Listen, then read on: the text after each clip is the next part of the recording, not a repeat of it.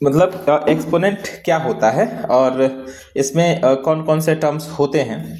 तो जैसे जब एक्सपोनेंट की बात करेंगे ना हम, तो कोई नंबर इस तरीके से लिखा रहेगा।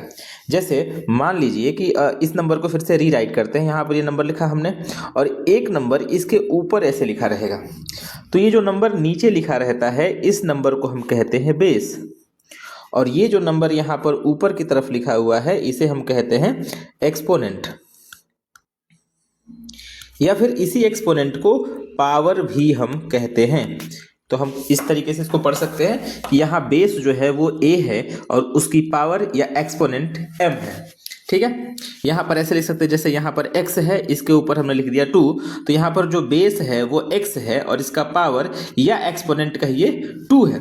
तो सबसे फर्स्ट क्वेश्चन जो आता है, सबसे पहले टाइप का जो क्वेश्चन आता है वो यही आता है कि आप इसमें बेस और एक्सपोनेंट ही बताइए। तो जैसे बेस की बात करें तो इसका बेस हो जाएगा ये नीचे वाला नंबर x, और इसका पावर या एक्सपोनेंट हो जाएगा ये ऊपर वाला नंबर 2।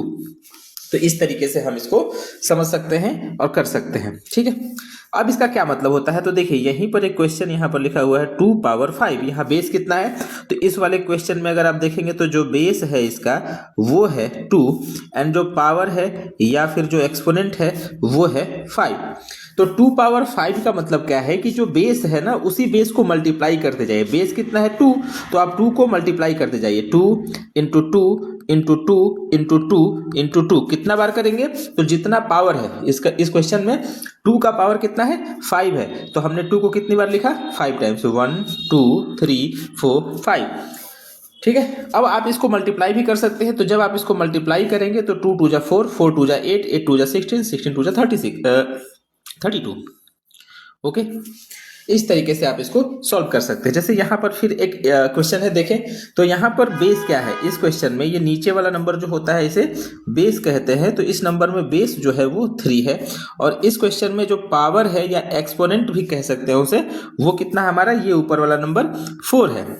अब 3 बेस पावर 4 का मतलब क्या है कि 3 का मल्टीप्लाई करिए, यानी जो बेस है उसको बार बार रिपीटेड मल्टीप्लाई करिए, और कब तक करिए, तब तक जब तक कि वो मतलब उसका नंबर इतना बार ना हो जाए कि जितना पावर है।